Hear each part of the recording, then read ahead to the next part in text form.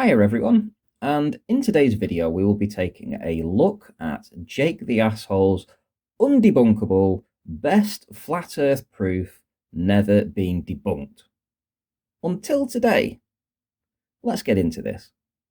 Here is Jake making this claim. This flat earth proof has never been debunked. This flat earth proof defeats the Debunked curvature calculator. Now, I have never seen anyone else defeat this curvature calculator the same way this experiment defeats Debunked curvature calculator. The same way this experiment defeats Debunked's curve calculator?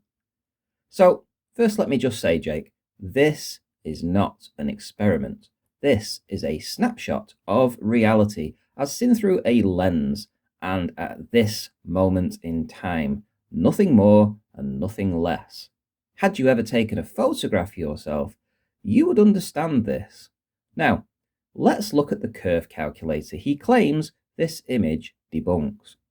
Well, in Jake's video, you can see that the Mick West curve calculator still had bulge included in it, which tells me and everyone else that Jake simply re-uploaded a very old video from the archives, as bulge was removed from the calculator a few years ago. Deary me, Jake, getting desperate for content now, I see. Nothing new in all that time since is better than this then, as you stated in your video title? So in the past 3 years or so since you made this video, you still see this as the best proof you have? Wow! This should be a tough one then. I mean, if Jake and his 40,000 subscribers are using this as their #1 proof, then it has got to be amazing. Undebunkable or so it seems. Well, let's take a look.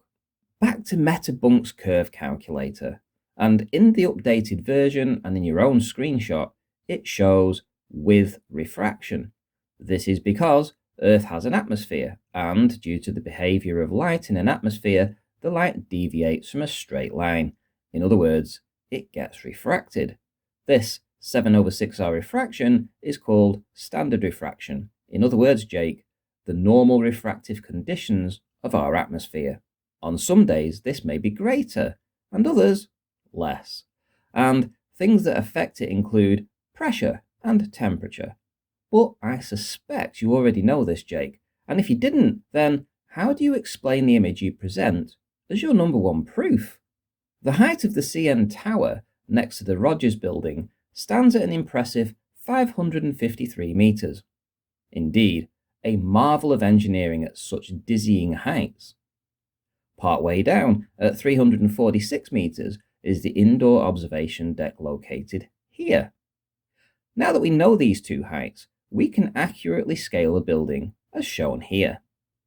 553 meters to the top, 346 meters to the observation deck, and scaled, the building looks like this. But that doesn't look much like your image, Jake. Looks a bit skew-whiff to me. Let's try something else. Okay, so we have the CN Tower scaled here, and we know the height of the Rogers Building here to be 86 meters. And coincidentally, both buildings sit atop a land that is the same elevation. So this should simply be a like-for-like comparison. So on the ruler, we would expect to see the Rogers Building way down here, Jake, at 86 meters. But we actually see it here at 170 meters on the ruler.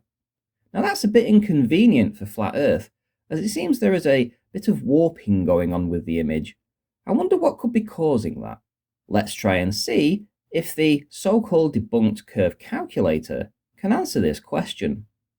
So, looking at this scaled image, we are of course assuming a straight line of sight without any atmosphere in the way, which is what Jake is punting here, some shore-to-shore observation. But we can see that the Rogers Building at just 86 meters tall has in fact been adjudged to appear at 170 meters on the ruler, a difference of 84 meters. Now I wonder what could have caused that building to rise up 84 meters on the ruler. Could it be refraction? You see, The Rogers Building should be here, Jake. Way down here, Jake. But it isn't. It has been moved way up here, Jake. Way up here. I think we all know where this is going, Jake. Your so-called best flat earth proof is nothing but a fantastic globe earth proof that demonstrates atmospheric refraction perfectly. Your image in no way matches what you should expect to see on a flat plane. The distortion is there for all to see, as is the loomed up Rogers Building from behind Earth curve, which has placed it so far up the scaled comparison. Yet there she is, white as snow for us all to see. I think your best proof has just been debunked and now claimed as a perfect example of looming on our globe Earth. Well done, Jake. You really are our best secret agent, destroying the flat Earth from the inside by showing globe Earth proof as flat Earth proof. Amazing. Simply amazing. Your NASA shill check, it's in the post. Thanks for watching, everyone. Until next time.